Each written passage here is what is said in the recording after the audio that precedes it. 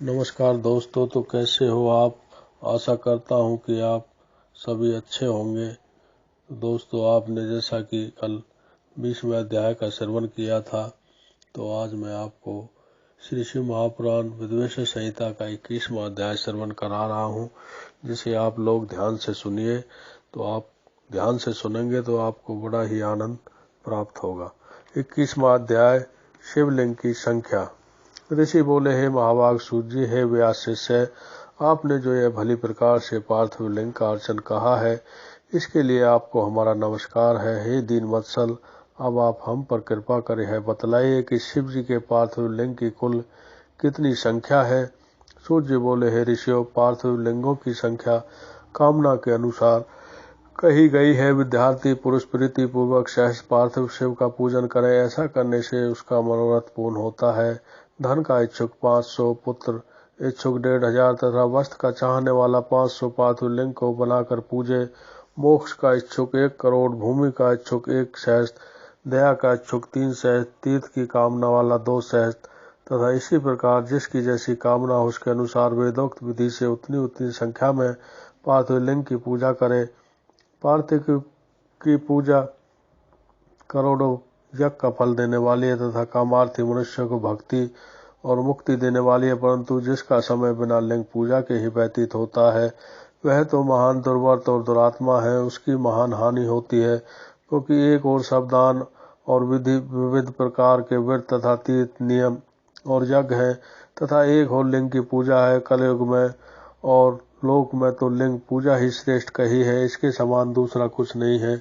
यही शास्त्र का नियम है। भक्ति मुक्ति दाता लिंग अनेक आपत्तियों से बचाता है। ऐसे नित्य पूजने वाला शिव जी की सायुज्य मुक्ति को प्राप्त करता है। शिव नाम में लिंग की पूजा में ऋषियों तक को नित्य करनी चाहिए। 4 अंगुल ऊंचा सुंदर वेदी से युक्त लिंग को उत्तम कहा गया है, उससे आधा मध्यम और उससे आधा अधम कहा गया है। चारों वेदों और सब शास्त्रों में लिंग की आराधना के समान दूसरा पुण्य नहीं है। विद्वान को उचित है कि वह सब कर्मजालों को छोड़कर नित्य एक लिंग की पूजा करे, क्योंकि लिंग का अर्चन करने से संपूर्ण स्थावर जंगम जगत पूजित हो जाता है। संसार से तरने का इससे सुंदर उपाय दूसरा नहीं है। ब्राह्मण, क्षत्रिय, वैश्य, स्त्री तथा अन्य सभी जातियों को शिवलिंग की पूजा करने का अधिकार है। द्विजों को वैदिक मार्ग से पूजा करनी चाहिए, अन्य मार्ग से नहीं। और दधीची, गौतम आदि ब्राह्मणों के शाप से दग्ध चितवालों एवं उनके वंशजों को, जिनकी वैदिक कर्म में श्रद्धा नहीं है, जो वेद स्मृति के कर्म का अनादर कर दूसरे कर्म का आचरण करते हैं, उनके संकल्प नहीं प्राप्त होते।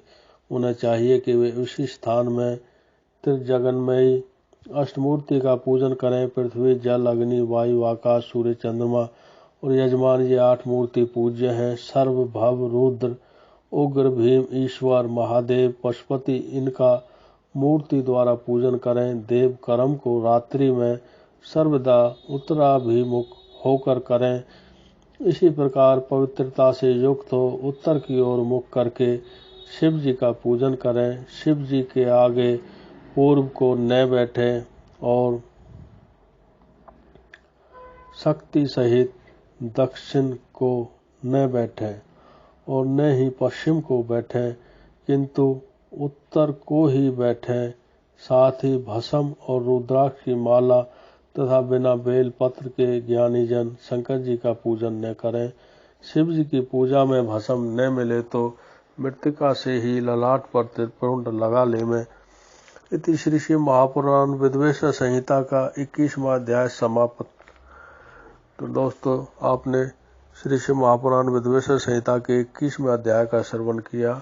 आशा करते हैं कि आपको यह पसंद आया होगा और आपको सुनने में आनंद आया होगा।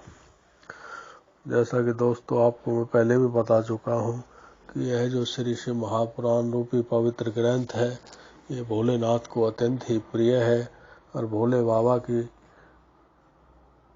कृपा दृष्टि से जो इस ग्रंथ को पढ़ता अथवा सुनता है, भोले बाबा उन पर अपनी विशेष कृपा बनाए रखते हैं, उनके सभी कष्टों का निवारण करते हैं उन्होंने सद्मार्ग का रास्ता दिखाते हैं। तो ऐसी मेरी कामना है कि आपको ये ग्रंथ पसंद आया होगा और आगे भी आप ध्यान से सुनते रहेंगे। तो दोस्तों, आप सभी को मेरी तरफ से ओम नमः शिवाय, ओम नमः शिवाय, ओम नमः शिवाय।